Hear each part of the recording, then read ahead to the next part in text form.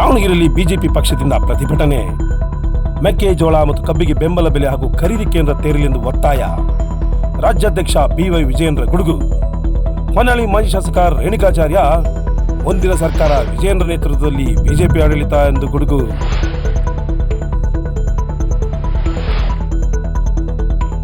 ಸರ್ಕಾರಕ್ಕೆ ಕೇಳಿಸುತ್ತಾ ಇವರ ಹೋರಾಟ.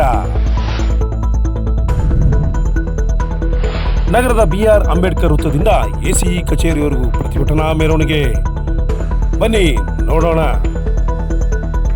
ಹಣ ಕೊಟ್ಟಿದ್ದಾರೆ, ಕುಡಿಯ ನೀರು ಕೊಟ್ಟಿದ್ದಾರೆ, ಹಾಸ್ಪಿಟ್ಲು, ರಸ್ತೆಗಳು, ಶಾಲಾ ಕಾಲೇಜು ಎಲ್ಲವೂ ನಮ್ಮ ನಾಯಕರು ಯಡಿಯೂರಪ್ಪನವರೇ ಕೊಟ್ಟಿದ್ದು. ಮುಂದೆ ಬಿಜೆಪಿ ಅಧಿಕಾರಕ್ಕೆ ಬರುತ್ತೆ. ವಿಜಯೇಂದ್ರ ಅವರ ಸಾರಥ್ಯದಲ್ಲಿ ನಾವೆಲ್ಲರೂ ಮುಂದೆ ನುಗ್ಗೋಣ. ವಿಜಯೇಂದ್ರ ಎಲ್ಲರೂ ಎರಡು ಕೈ ಎತ್ತಿರ. ದಾವಣಗೆರೆ ಜಿಲ್ಲೆ ಮಧ್ಯ ಕರ್ನಾಟಕ ವಿಜಯೇಂದ್ರ ಅವರೇ ಮುಂದೆ ನುಗ್ಗಿ ನಿಮ್ ಜೊತೆಗೆ ಇದೀವಂತ ಸಂದೇಶ ಹೇಳ್ರಿ. ರಾಜ್ಯದ ಅಧ್ಯಕ್ಷ ನಿಮ್ ಜೊತೆಗೆ ಇದೀವಂತ ಹೇಳ್ರಿ, ಎರಡು ಕೈ ಎತ್ತಿರಿ. ನಿಮ್ಮ ಹೋರಾಟಕ್ಕೆ ಎಲ್ಲ ಬೆಂಬಲ ಕೊಡ್ತೀವಿ ಅಂತ ಹೇಳಿ ರಾಜ್ಯದ ಅಧ್ಯಕ್ಷಿಗೆ. ಬಂಧುಗಳೇ, ನಮ್ಮ ರೈತ ಮೋರ್ಚಾದ ರಾಜ್ಯದ ಅಧ್ಯಕ್ಷರು ನಡಹಳ್ಳಿ ಅವರ ನೇತೃತ್ವದಲ್ಲಿ ರಾಜ್ಯಾದ್ಯಂತ ನಾವು ಈ ರೈತ ವಿರೋಧಿ ಕಾಂಗ್ರೆಸ್ ಸರ್ಕಾರದ ವಿರುದ್ಧ ಹೋರಾಟವನ್ನು ಮಾಡಬೇಕು ಅಂತೇಳಿ ತೀರ್ಮಾನವನ್ನು ಮಾಡಿದ್ವಿ. ಇವತ್ತು ರಾಜ್ಯದಲ್ಲಿ ಸುಮಾರು 17.5 ಲಕ್ಷ ಹೆಕ್ಟೇರ್ನಲ್ಲಿ ಇವತ್ತು ಮೆಕ್ಕೆಜೋಳವನ್ನು ಬೆಳೀತಾರೆ ನಮ್ಮ ರೈತರು. ದಾವಣಗೆರೆ, ಬೆಳಗಾವಿ, ಶಿವಮೊಗ್ಗ, ತುಮಕೂರು, ಚಿತ್ರದುರ್ಗ, ಅದೇ ರೀತಿ ಬಿಜಾಪುರ, ಇಲ್ಲಿ ಕೊಪ್ಪಳ, ರಾಯಚೂರು, ಕೋಲಾರ, ಚಿಕ್ಕಬಳ್ಳಾಪುರ ಎಲ್ಲ ಭಾಗದಲ್ಲಿ ರೈತರು ಮೆಕ್ಕೆಜೋಳವನ್ನು ಬೆಳೀತಾರೆ. ಸುಮಾರು 45 ಲಕ್ಷ ಮೆಟ್ರಿಕ್ ಟನ್ ಅಷ್ಟು ಮೆಕ್ಕೆಜೋಳ ನಮ್ಮ ರಾಜ್ಯದಲ್ಲಿ ಉತ್ಪತ್ತಿ ಆಗ್ತದೆ. ಸಿದ್ದರಾಮಯ್ಯನವರು ಗೊತ್ತಿರಲಿಲ್ವಾ? ಇವತ್ತು ಮೆಕ್ಕೆಜೋಳ ಏನು ರೈತರು ಬೆಳೀತಾರೆ, ಕೇಂದ್ರ ಸರ್ಕಾರದಿಂದ ಇವತ್ತು ಬೆಂಬಲ ಬೆಲೆಯನ್ನು ಕೊಟ್ಟರೂ ಸಹ ಇವತ್ತು ಖರೀದಿ ಕೇಂದ್ರವನ್ನ ತೆರೆದೇನೆ ಇವತ್ತು ರೈತರಿಗೆ ಅನ್ಯಾಯ ಮಾಡ್ತಾ ಇರುವಂತ ಈ ಸಿದ್ದರಾಮಯ್ಯ ನೇತೃತ್ವ ಕಾಂಗ್ರೆಸ್ ಸರ್ಕಾರ ಇವತ್ತು ಯಾವ ರೀತಿ ರೈತರಿಗೆ ಅವರ ಜೀವನಕ್ಕೆ ಬೆಂಕಿ ಇಡ್ತಕ್ಕಂಥ ಕೆಲಸ ಇವತ್ತು ಸಿದ್ದರಾಮಯ್ಯ ಸರ್ಕಾರ ಮಾಡ್ತಾ ಇದೆ. ಹಾಗಾಗಿನೇ ಇವತ್ತು ಭಾರತೀಯ ಜನತಾ ಪಾರ್ಟಿ ರೈತ ಮೋರ್ಚಾ ಇಂಥ ದುಷ್ಟ, ಅನಿಷ್ಟ, ರೈತ ವಿರೋಧಿ ಕಾಂಗ್ರೆಸ್ ಸರ್ಕಾರವನ್ನ ಬಡಿದೆಬ್ಬಿಸುವಂತ ಕೆಲಸ ಮಾಡಬೇಕು ಅಂತ ಹೇಳಿ ರಾಜ್ಯಾದ್ಯಂತ ಇವತ್ತು ಭಾರತೀಯ ಜನತಾ ಪಾರ್ಟಿ ರೈತ ಸಂಘ ಹೋರಾಟಕ್ಕೆ ಕರೆಯನ್ನು ನೀಡಿರುವಂತದ್ದು. ನಾವು ಖರೀದಿ ಕೇಂದ್ರ ತೆರೀರಿ ಅಂತ ಹೇಳಿದ್ದು ಕಲಬುರಗಿನಲ್ಲಿ, ನಾವು ಖರೀದಿ ಕೇಂದ್ರ ತೆರೀರಿ ಅಂತ ಹೇಳಿದ್ದು ಬೆಳಗಾಂನಲ್ಲಿ, ಇವ್ರು ವಿಧಾನಸೌಧದಲ್ಲೇ ಖರೀದಿ ಕೇಂದ್ರ ತೆರೀರಿ ಅಂತ ನಾವು ಹೇಳಿರ್ಲಿಲ್ಲ. ರಾಜಕೀಯ ಮಾನ ಮರ್ಯಾದೆ ಏನಾದ್ರೂ ಇದೆಯಾ? ಶಾಸಕರಿಗೆ ಅದೆಷ್ಟೋ ಕೋಟಿ ರೂಪಾಯಿ ಅಂತೆ, ಅದರಲ್ಲೂ ಗ್ರೇಡ್ ಅಂತೆ, A grade, B grade, C grade, D grade, grade ಮೇಲೆ ವ್ಯಾಪಾರ ಅಂತೆ. ನಾವು ಹೇಳಿದ್ದು ರೈತರ ಭತ್ತ ಖರೀದಿ ಕೇಂದ್ರ ತೆರೀರಿ, ಮೆಕ್ಕೆಜೋಳ ಖರೀದಿ ಕೇಂದ್ರ ತೆರೀರಿ. ನೀವು ಶಾಸಕರ ಖರೀದಿ ಕೇಂದ್ರ ತೆರೆದುಕೊಂಡು ಕೂತಿದ್ದೀರಲ್ಲ, ಮಾನ ಮರ್ಯಾದೆ ಇದೆಯಾ? ಇದಕ್ಕಾಗಿ ರಾಜ್ಯದ ಜನ ನಿಮಗೆ 136 ಸೀಟ್ ಕೊಟ್ಟಿದ್ದು. ಇದಕ್ಕೆ ಯಾರನ್ನು ಕೂರಿಸಬಾರ್ದಿತ್ತೋ ಅವ್ರನ್ನ ತಗೊಂಡೋಗಿ ಕುರ್ಚಿ ಮೇಲೆ ಕೂರಿಸಿ ಈಗ ನಾವು ಅನುಭವಿಸಂಗಾಗಿದೆಯಲ್ವಾ? ಅನುಭವಿಸಂಗಾಗಿದೆಯಾ ಇಲ್ವೋ? ನಿಮಗೆ ಗೊತ್ತಾ ಇವ್ರು ಮಾಡಿದ್ದಕ್ಕೆ ಅನ್ಯಾಯದ ಕೆಲಸ? ನಾನು ಕೊಟ್ಟೆ ಅಂತಾರಲ್ಲ.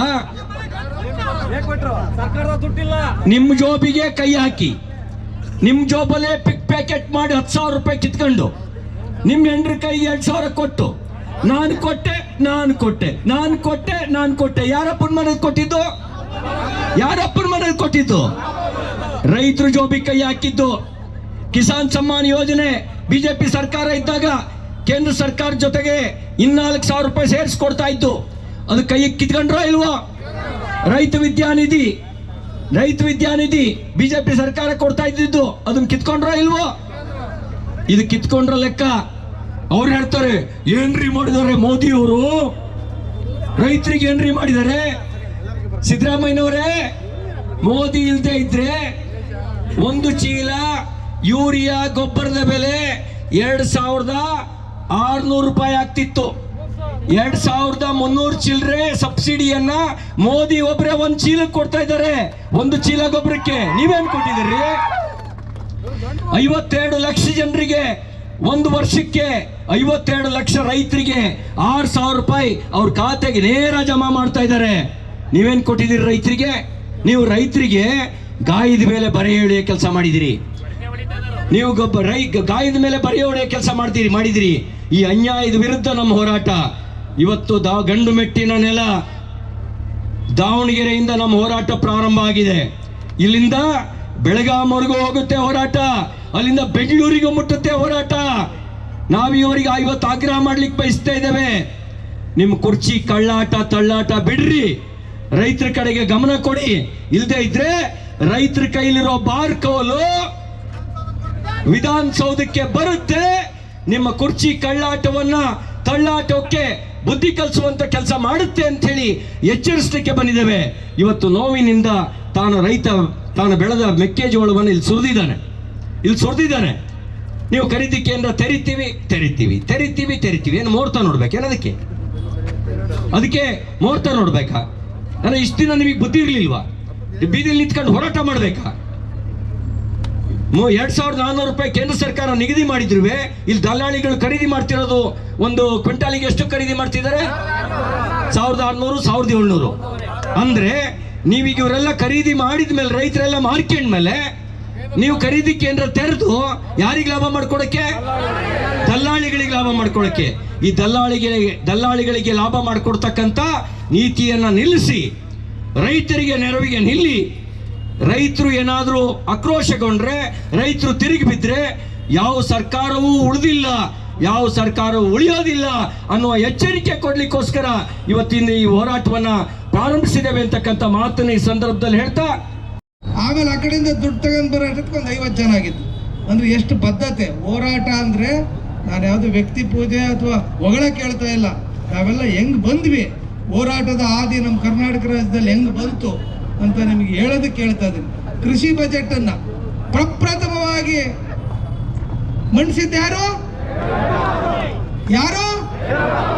ಹಸಿರು ಶಾಲೆ ಹಾಕೊಂಡು ಪ್ರಮಾಣ ವಚನ ಸ್ವೀಕಾರ ಮಾಡಿದ್ದ ಯಾರು? ಹಂಗೆ ಇಂಥ ಒಬ್ಬ ನಾಯಕನ ನಾವು ನೋಡಿ ಇವತ್ತು ಅಧಿಕಾರ ಕಳ್ಕೊಂಡಿದ್ದೀವಿ.